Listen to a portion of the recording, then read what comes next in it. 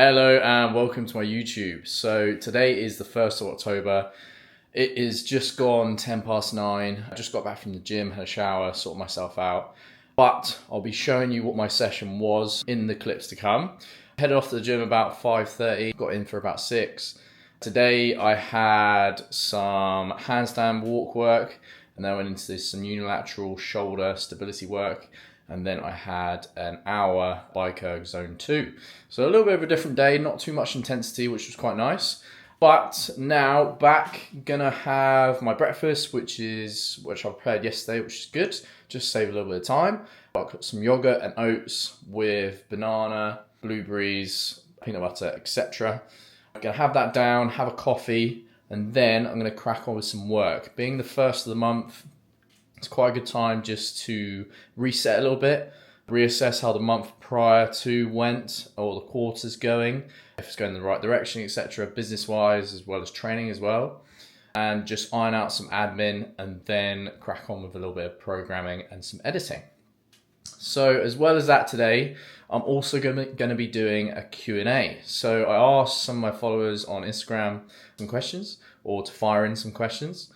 And I'm going to go through those today, going in depth in some of the answers and try and give you as much information as possible through that. So today is a little bit of training, a little bit of a lifestyle, and then also a Q&A to finish up. So I hope you enjoy.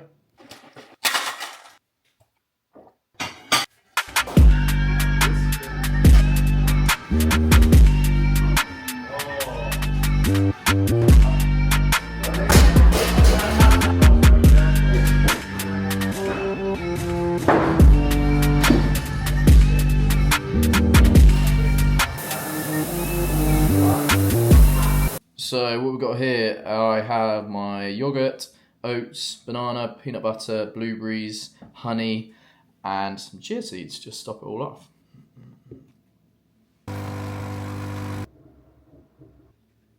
So had my breakfast, just made a coffee, wrote out my to-do list yesterday actually, which is quite organised for me, but again just saves me a bit of time, just clears my head a little bit.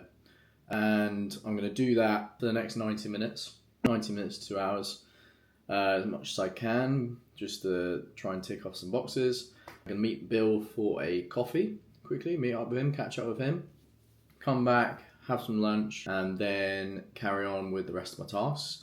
Start of the month, so I want to hit it hard, hit it strong, and set the tone. Hopefully stay on it, stay on task. So it's just gone 11, so I'm going to head to Brad & Deal's to see Bill, catch up with him for maybe half an hour to 40 minutes, head back to here, have some lunch, and then back to it. What I managed to get done was my finances, for one. Being the start of October, definitely a good opportunity to get that done and dusted out of the way. Sent some invoices that needed sending, all the boring admin bits that you don't really want to do, but you have to do it. So got those bits done, and then just mapping out a little bit of content for the month. But now, yeah, gonna have a little break, catch up, so we'll be back. Okay, just back from Brad & Deal's. It's now about 20 past 12. I am just having some food, so we made some chicken shawarmas last night, which were really nice to be fair. So now heating that up, about 3 thighs. I've only got these small pittas, which I'll pop on the frying pan just to heat those up. And then I'll have that with some raw onion and some tzatziki that we made. So it should be quite nice. So going to go through my content schedule for the next month, just to map that out, just to make sure I'm planning ahead. And then I'll look to do a little bit of programming, also edit some content, and again run through the Q&A on here. So it should be cool. Back to it. So I made these little almost pita sliders. That should be really good, which I'm happy with. Yeah, should be a good little lunch. So just written out my content for the rest of the month, or a rough kind of draft of what it could look like. Just to have some ideas on paper or on the screen. So when it comes to it, I can use it as a bit of inspiration, but also adapt it, change it. But have something there rather than having a completely blank canvas when it comes to creating towards content on Instagram as well as YouTube. So got some ideas down, mapped out a general little bit of structure. Now I'm going to get to the questions that I had for Q&A that I put out. So I put a questions box on my Instagram yesterday. It was free reign, there was no real major topic, and I'm going to answer those questions in depth as much as I can. I'll give you a little bit of insight about me, and the questions might be relevant for different areas of training, etc. I haven't actually looked at the questions, so I'm going to go with the flow and start these questions and see how we get on. First question. As someone who has started CrossFit nearly a year ago, what is the best advice you'd give? So, CrossFit is a very, very complex sport. There's lots of skills to learn. It can be quite overwhelming with the amount you need to learn and run through and how to progress. So I'd say keep open-minded is probably a big thing that you can try and do. Just to make sure that every session you're trying to have an open mind to a new skill, you're taking on board as much relevant information as possible in order to complete that skill or get slightly better at that skill. So when it comes down to it, because CrossFit has so many skills to unpack, and it takes years in order to actually be able to just complete those skills, let alone be efficient and master them, I would say trying to start with one thing, get relatively efficient with that, and then once you feel like you're competent with that, then you can look to move on to the next thing and have a focus. I would not try and focus on all the movements at once. I would try and just pick one, hone in on that, spend some time focusing on it, and then move on from there. So that's the skill-based advice that I would give. When it comes down to the sport itself, I would say that there is potentially a culture to just hammer every single workout, have no real nous on what you're trying to achieve within that workout, no real strategy when you go into it, and it's more like a just go, hang on, if you can, that's great. If you go too fast and you're out of your depth, survive the rest of the workout. So I'd say trying to know what the stimulus is that you're trying to hit, depending on the workout, what you're trying to achieve within that workout. So potentially might be a workout with lots of bar muscle ups, for example. For someone else in the class, if it's in a class, they might be very proficient with bar muscle ups. They might have mastered it, done it for years, and they're not focusing on it. They're more trying to get through those as quick as possible so they can move on to the next movement so they can get the best score. That's fine. That can be a focus, but for, say, someone who's just learnt the skill, it's a brand new skill to them, potentially using that workout as a bit of more volume, getting good quality reps in, will be more beneficial than trying to go as fast as you possibly can, losing quality on your reps, potentially getting some of the bar muscle ups out, but you get to a point when you're kind of chicken winging over and you're not able to keep that quality up. So I'd say quality over speed and quantity. Then, as well as that, another piece of advice I would say is stay consistent. That goes without saying for the majority of things, but the more consistent you are with training, with going into the sport of CrossFit or training itself, the more results you will see. Not every day is going to be progressive. You're not going to be able to add kilos onto your back squat every single day. If you did, we would all be very, very strong. But it's more of sticking with it when times are tough, accepting that not every session is going to be the best session that it could ever be. You're definitely going to have great days, good days where you feel amazing. You're doing your snatches, for example, and it just clicks and you seem to be able to just lift heavier weights at ease. But then you're definitely going to have more days where you don't feel as good. It's not quite clicking. But I would say the best advice is just stick at it, get what you can from that session. And this goes for other areas of life. As long as you can get something from it, it might be very minor, or it might even be learning that that's not the way to do it. Potentially it's another route in order to be successful in it, no matter what it is still a learning experience. So trying to keep open-minded, know the justifications and the reasons for doing certain workouts and the stimulus you're trying to hit, and then also staying consistent and trying to get the most from everything that you do and you train for. That is question 1. Question 2, recommended mobility work for front squats and clean and jerks. So because clean and jerk specifically, you've got a front rack position when you catch in that clean. You need to be able to have proficient front rack mobility in order to be able to actually hold onto the bar, keep your elbows high, keep your chest up as you go into that squat position. So some exercises I would recommend would be a banded front rack stretch. Place the band here and you basically lean away from the rig to stretch out your lat, part of your tricep as well, just to get into that, open that up slightly. There's many other stretches as well, mobility exercises that do this plane of motion. And then as well as that, which people neglect, is the wrist. So wrist stretches, just mobilizing that prior to a session can go a long way. And then the movement itself. So doing the movement with just an empty barbell, pauses at the bottom of your front squats as well will help a lot, forcing you to keep that upright position in that pause will be really beneficial for when you actually go into the full movement. And then when we look at the jerk, overhead, so that's the main culprit or the main movement that you're going into. So then when we look at the jerk, it's an overhead mobility movement. So we need to open up the lats, also the pec, a little bit of the shoulders as well in order to keep that stacked overhead. For someone like me, I'm very stiff overhead. It's definitely my weakness, my main weakness in all my movements is my overhead thoracic mobility. So I'd say the more thoracic mobilization you can do prior to overhead work, the better. Also some pec and anything where you're putting yourself in this position for a prolonged period of time just to loosen up the muscles around here and the stabilizing muscles in order to keep that stacked as much as possible, keeping that elbow and your arms close into your ears.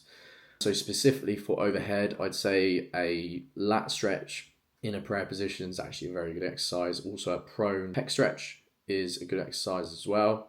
Some overhead squats are very, very good for opening that up. Again, like I said, for the front squats, having a light load with some pauses at the bottom of the squats can really help to open that up and help when you go into your jerks. They would be the main ones that I would focus on for that specific movement, and they're my go-tos personally. Are you a more fit athlete or more strong athlete? For me, I think I'm more of a strong athlete. So been very, very lucky to have a good training background within strength and conditioning towards my ski racing, which I used to do in the past, and also a bit of rugby. And over that course of time, I've always kind of veered towards being more adapted to strength exercises and building strength relatively quickly as I go through things, a lot of power as well. Whereas fitness, I still consider myself relatively fit in some modes of training. So for example, running, I feel quite good at. If I haven't been training running, I'm not going to be great at it, but if I keep on top of it and I build in and have a progression towards it, running comes fair, not naturally, but feels a little bit more natural than other movements.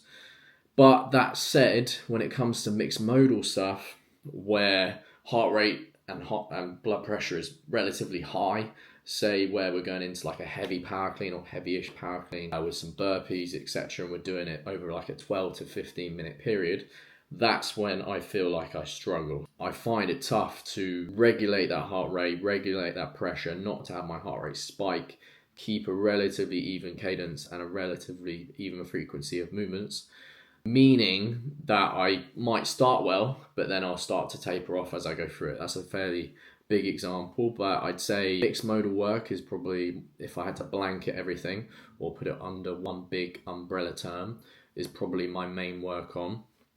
And then when we get into more monostructural stuff, again, I have room for improvement. My rowing can definitely improve. But I'd say strength work, I'm very lucky to have a strong squat, which is a very, very frequent movement within CrossFit. My overhead could do a bit of work, but it's mostly stability and mobility there in order to get me into a more stacked and efficient position in overhead movements. But I'd say I'm definitely more of a strength-based athlete and power-based athlete rather than an endurance or fit-based athlete. My favourite CrossFit Games athlete, past and present. This is very good. Okay, so I would say Matt Fraser, the classic, is probably my favourite past athlete. It was very, very impressive with the achievements he achieved. Also, the speed he was able to go at certain workouts was insane. I think I speak for everyone when he was doing that. And it's quite cool because obviously you can try out some of these workouts and you can give them a go in training, but then you can really see how much of a level up he is and was when he was in the peak of his training. So he would probably be my favourite past athlete. Present athlete, that's a tough one. I think ones that I haven't met, I do quite like Jason Hopper. Obviously, CrossFit Games champion. Very, very, very cool. But I'd say even before that, just liked his personality. Liked how he was free-willed, not too structured or pressured on things. I think that's quite a good trait that I kind of I'm drawn to. Those are my probably two favourite athletes I haven't met. So you got Matt Fraser and you got Jason Hopper. That said, we've got Harry Lightfoot, Amy Kringle coming in hot from the British. So good work, they'll always be my favourite. Tips to get better at gymnastics. There's numerous ways to get better at gymnastics, but the main ones is the foundations. This goes for all strength exercises, all conditioning based work. The foundations of gymnastics. So we've got the hollow and the arch position, which are main foundations for most bar gymnastics, as well as the majority of gymnastics movements.